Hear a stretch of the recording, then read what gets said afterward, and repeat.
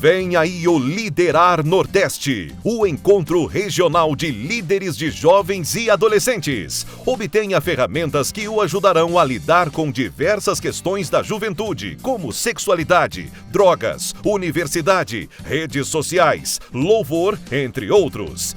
De 25 a 27 de fevereiro de 2016 em Salvador, Bahia.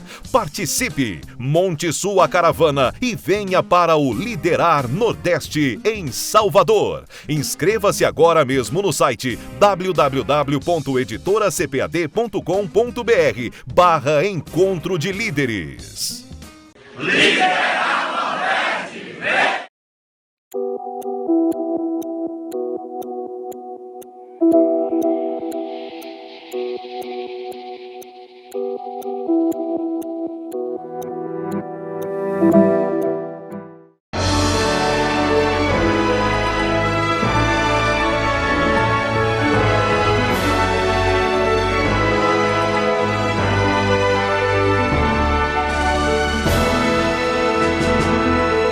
Subsídios. Lições bíblicas. Jovens. Lição 2. A necessidade dos gentios. Que a paz do Senhor esteja presente na sua vida. Estou aqui de novo. Você que ainda não me conhece, que não escutou ou não assistiu à primeira aula, eu sou o pastor Natalino das Neves, moro em Curitiba e congrego em São José dos Pinhais há 3 anos. E nós vamos caminhar juntos aí nesse trimestre, porque sou o comentarista dessa lição. E você que participou ou assistiu o primeiro vídeo, ouviu o meu conselho para comprar o livro como apoio ao trimestre e ainda não comprou, é o momento de você adquirir e recomendar também os seus alunos e alunas a adquirirem o livro, pois o livro vai ajudar bastante e as pessoas têm falado muito bem do livro. A lição de hoje nós vamos estudar é a lição de número 2, a necessidade dos gentios. Por que esse tema? Necessidade dos gentios. Nós estudamos na primeira lição sobre as questões introdutórias da Epístola aos Romanos e nós vimos que a igreja em Roma, a igreja cristã em Roma era constituída de judeus e também de gentios, e a maioria era gentios. Falamos também da questão do propósito da epístola, o propósito principal que era apologético. Então nós vemos que aqui o apóstolo Paulo, ele já começa então a trabalhar essa questão das diferenças que haviam entre gentios e judeus. É isso que nós vamos ver nesta lição. Só para relembrar, você que está nos ouvindo, a proposta da CPAD nestes vídeos é trazer uma pequena síntese do conteúdo que foi abordado, pois você tem a revista, tem um livro, outros comentários para aprofundar mais. Então nós trazemos aqui o que é essencial, importante na questão que você deve observar em cada tópico da lição. E vamos trabalhar também aquele momento que muitas vezes você tem esquecido de utilizar, que é o momento de interação entre o autor, que no caso sou eu, e você, professor e professora, trazendo alguns conselhos para te ajudar. E por fim, a orientação pedagógica. É assim que nós vamos trabalhar nesse vídeo, com o intuito de contribuir para a sua preparação para o seu estudo. Eu já morei no interior do Paraná e tive contato com muitos professores, já convivi na situação de muitos que vivem no interior, não têm acesso a uma boa livraria, biblioteca, apesar que hoje nós temos facilidade pela internet. Então sabemos que as pessoas muitas vezes ficam desguarnecidas, sem orientação. E nós estamos aqui para ajudar você a preparar a sua aula. E espero que você continue sempre conosco, mandando também a sua observação, mandando para nós também as suas considerações naquilo que nós pudermos melhorar para auxiliar a sua aula. Vamos então à primeira parte do vídeo, como já mencionei anteriormente, que nós dividimos em 3 partes. A primeira parte então, uma síntese, trazendo aqui os objetivos de cada tópico da lição e como você pode alcançar esses objetivos. O primeiro objetivo da lição é reconhecer que o conhecimento natural e racional não é suficiente para a salvação. Por que eu digo para a salvação? Nós vamos ver que o apóstolo Paulo, ele diz que o ser humano, na sua condição natural, por meio da criação do próprio Deus, ele tem condição de reconhecer a existência de Deus, saber que Deus existe. Através da própria condição natural e racional que ele tem. Mas aqui, entra uma questão que é importante nessa lição, que nós vamos ver ao longo do tempo, essa questão da condenação do ser humano, porque ele não obedece a Deus. Como muitos conhecem, tem condição natural de conhecer, mas não obedece a Deus. Aí entra uma questão que é importante de abordarmos nessa lição, que é a ira de Deus. Muitas pessoas questionam, como que pode um Deus criador, um Deus de amor, que criou o ser humano, e condenar esse ser humano por não se sujeitar às regras ou às orientações desse Deus. Por isso é importante nós identificarmos a diferença entre Deus de amor e Deus de justiça, porque o mesmo Deus que é um Deus de amor é um Deus de justiça. O Deus Criador que deu o seu próprio Filho para morrer pela humanidade é o mesmo Deus que faz justiça. Ele não vai tratar da mesma forma aquelas pessoas que dão ouvido à sua palavra, a orientação do seu Santo Espírito, e aqueles que não dão. Por isso, o Deus de justiça. E o ser humano, o apóstolo diz que na condição natural, ele não tem como dizer que não conhece a Deus. Portanto, ele não pode se justificar com as suas práticas de justiça, dizendo que não conhece a Deus, que ele não tem condições de entender isso. Mas nós vamos entender mais à frente que o ser humano, de forma natural e racional, ele não consegue ter o conhecimento experiencial de Deus, que é o conhecimento que transforma, mas tem o conhecimento natural e racional de Deus, que ele pode, de forma racional, atribuir a criação de um ser superior às coisas que existem. Como pode um mundo que nós conhecemos, com as galáxias que nós conhecemos e muitos que nós conhecemos, ter sido criado do nada? Existe um Criador de todas as coisas. O segundo objetivo desta lição é demonstrar que a idolatria, ou seja, a falta de reconhecimento da glória de Deus, conduz o ser humano à perversão. É aqui que o apóstolo ele deixa claro que o ser humano ele tem condições, de forma natural e racional, como dito no tópico anterior, de reconhecer a existência de Deus. Mas aqui ele fala que o ser humano, mesmo tendo ciência da existência de Deus, reconhece a existência, mas não se submete, não agradece e não glorifica a esse Deus como o Deus soberano de todas as coisas. Mas prefere buscar os seus próprios interesses, as suas próprias vontades. E essas vontades que dirigem a sua vida, ele não dá, então, a oportunidade para o Espírito Santo conduzir a sua vida. Mas ele coloca como prioridade a si mesmo. Coloca como centro do mundo, o centro de todas as coisas, em vez de colocar Deus. E aqui que o apóstolo Paulo fala que o ser humano prefere adorar objetos e as coisas criadas em vez de Deus. Pessoas que conhecem a existência de Deus, mas adoram objetos inanimados e as coisas criadas em vez de adorar a Deus.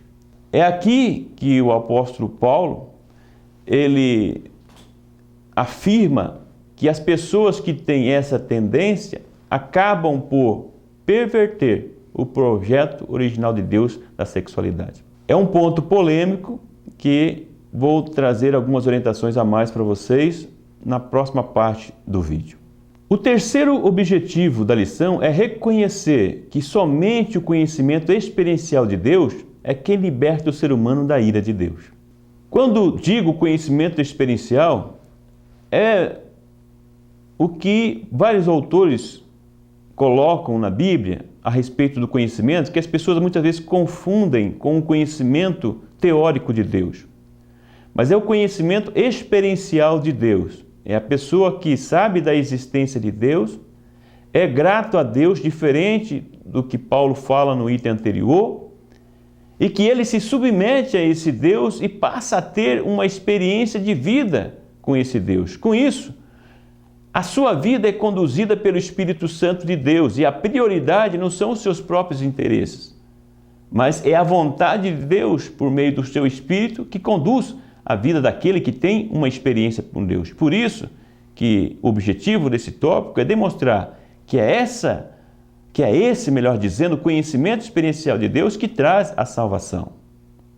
Em João 16, 8 a 11, é um texto base para nós entendermos que sem o Espírito Santo de Deus se torna impossível o ser humano se reconciliar com Deus. Por isso que o apóstolo Paulo ele diz aqui que essas pessoas com essas práticas se tornam irreconciliáveis com Deus. Ou seja, uma vez que não dão guarida ou abertura ao Espírito Santo de Deus agir na sua vida, eles não têm como se reconciliar com Deus. Dessa forma, tem uma vida de acordo com sua própria vontade e perverte o plano original de Deus, em especial aqui o apóstolo fala a questão da sexualidade. Vamos então à segunda parte do vídeo, o momento de interação. É aqui que eu mencionei a você, professor e professora, gostaria de fazer um comentário à parte, a questão que é tratada pelo apóstolo Paulo, da relação sexual entre pessoas do mesmo sexo. Eu até coloco na revista e no livro uma relação homoafetiva. Foi uma falha minha ao comentar, usar essa palavra, porque homoafetivo não é só pessoas que têm relacionamento sexual, mas você pode ter uma afeição por uma pessoa igual, do mesmo sexo, sem necessariamente ter esse sentimento do amor eros. Mas nós, como professores, nós temos que tomar cuidado. Tem pessoas que na igreja não aceitam que seja abordado esse assunto. Tem ainda um grande tabu nessas questões. Nós temos pessoas dentro da nossa igreja com essas práticas, por mais que as pessoas queiram dizer que não. E aí que entra uma dificuldade para abordar esse tema. Outra questão é que a mídia, os meios sociais têm trabalhado de forma acentuada, tentando demonstrar que essas práticas são práticas comuns. Outras vão mais longe ainda, tentando tornar lei que esse assunto não possa ser abordado nos púlpitos da igreja, correndo o risco de ser processado ou preso. Quem comenta tal assunto ou diz que tal prática ela não pode ser aderida. Mas nós que temos a Bíblia como regra de fé e conduta, não podemos deixar de falar o que diz o texto bíblico, que aqui o apóstolo Paulo é muito claro ao condenar a prática da homossexualidade. Tem vários textos do Antigo Testamento também que abordam, você vai encontrar isso no livro, mas aqui também no Novo Testamento condenando essa prática. Agora, você como professor e professora tem que usar o bom senso. Você não pode ir tratando desse assunto de qualquer forma, abordando de qualquer forma e condenando também essas pessoas.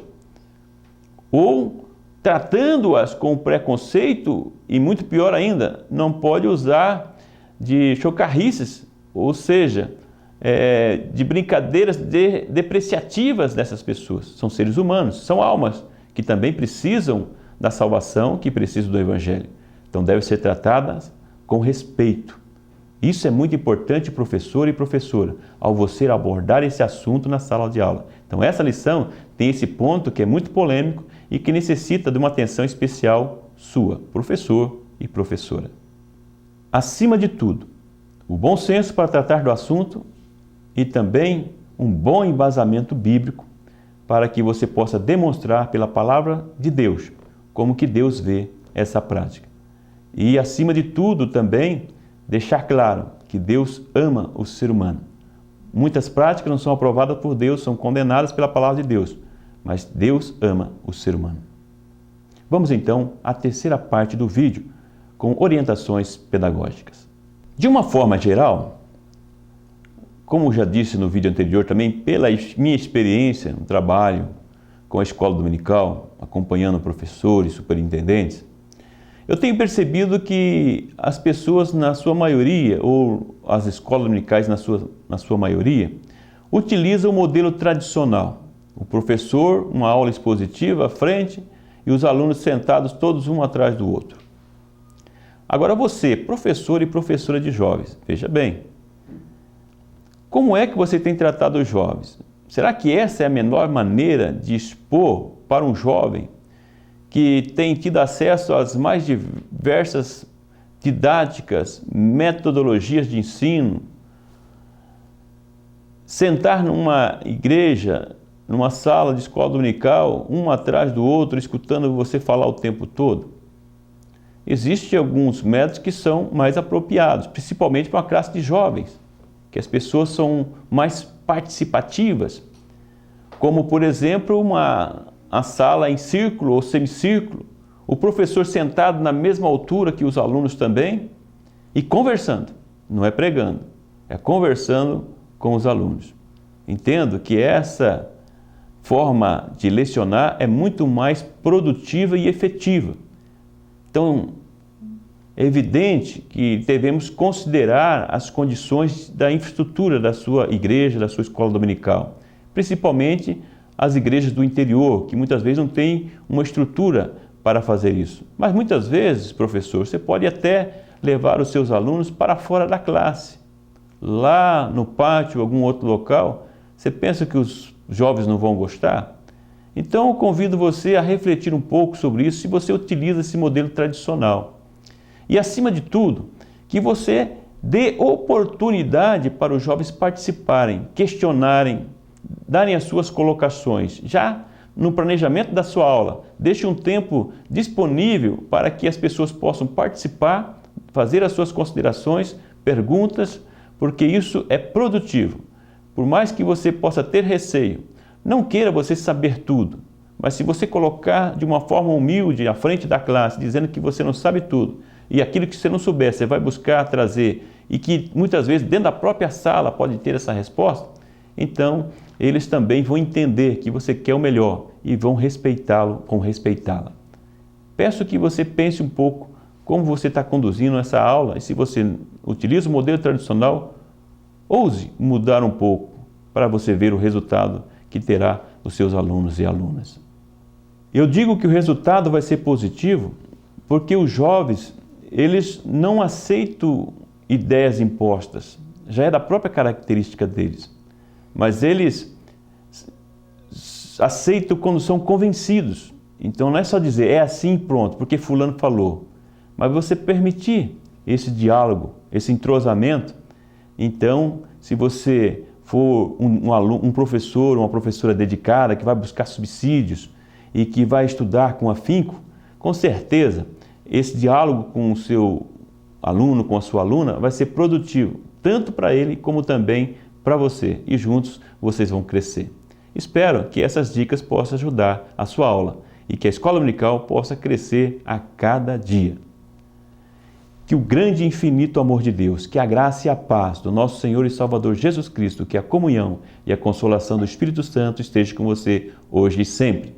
Vejo você no próximo vídeo. Até lá. CPAD, 75 anos. A editora da Escola Dominical.